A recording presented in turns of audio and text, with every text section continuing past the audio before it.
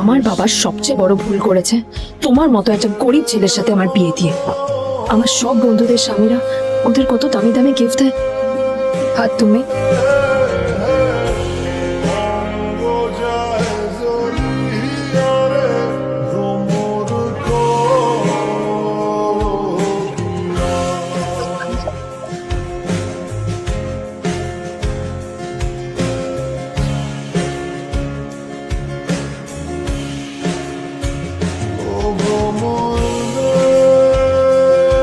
শোনো, নিউ ইয়ারে আমার একটা গিফট চাই তোমার থেকে, আর গিফটটা আমার দামি হয়, হ্যাঁ মানে খুব দামি, কয়েক লাখ টাকা।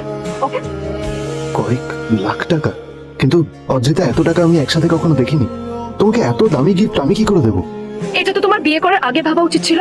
একজন পুরুষ মানুষ হয় নিজের স্ত্রীর এইটুকু ইচ্ছা তুমি পূরণ করতে পারবে না?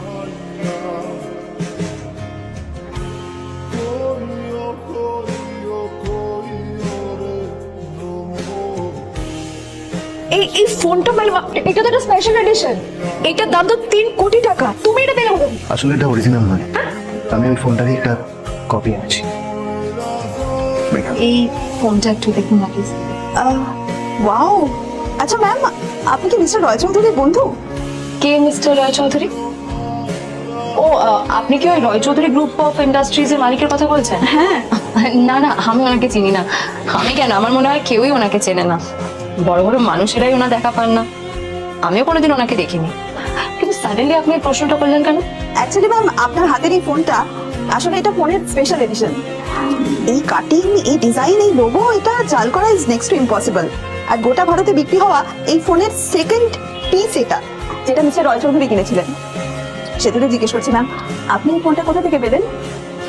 তবে কি নীলে মিস্টার রয় চৌধুরী, নাকি নীল এই ফোনটা চুরি করেছে? বেকার নীলের কাছে কোটি টাকার ফোন কোথা থেকে এলো?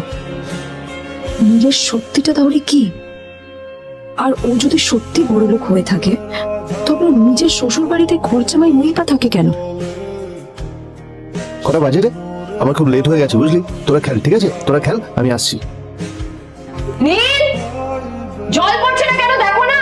নীল, নীলকে ডাকছে কেন বলতো? মা তোমাকে কিছু বলে গেছে নীল? হ্যাঁ, কোথায় গেছো? না, আমি ওর কোনো খোঁজ খবর রাখি না। আমার একটা কথা মনে হচ্ছে, ওকে না এবার একটু শীতে করতে হবে। একটা কাজে যদি আসতো ছেলেটা, যখনই কোনো কাজের কথা বলি ভ্যানিশ হয়ে যায়। আমি ওকে বলেছিলাম আর&বি গোল্ড এন্ড ডায়মন্ড থেকে আমার সেটটা নিয়ে আসতে, আনেনি। আজকেও ভালো করে অফিসে নিয়ে যাবো, ভ্যানিশ হয়ে গেল। কোথায় গেল কে জানে? আমার ভাগ্যে জুটেছে এরকম একটা ছেলে। তুমি কেন বিয়ে দিয়েছিলে আমাকে? এটা আবার কি বলছিস? আমার কি দোষ? দেখ, ওই অসভ্য ছেলেটার সাথে বিয়ে দিতে চাই, যা করেছে তোর বাবা করতে, এটা আমার কোনো দোষ। তখনই হঠাৎ এই যে রাত সাড়ে ফিরলেন রাত কাছে করে, এদিকে এসো, তোমার ফাঁকিবাজির আলোচনাই এখানে চলছে। মা প্লিজ থাক, মা থাক, ভাল লাগছে না। এমনিতেই অফিসের জন্য আমার লেট হয়ে যাচ্ছে, আর বিজন আমার ওয়েটও করছে।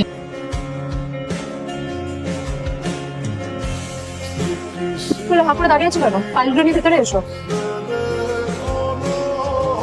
কোথায় ছিলে বলো? আমি 1 ঘন্টা ধরে তোমার জন্য এখানে ওয়েট করছি। এই লোকটার কি কোনো কাজকর্ম নেই? 1 ঘন্টা ধরে বসে আমার স্ত্রী আদ্রিতার জন্য অপেক্ষা করছে।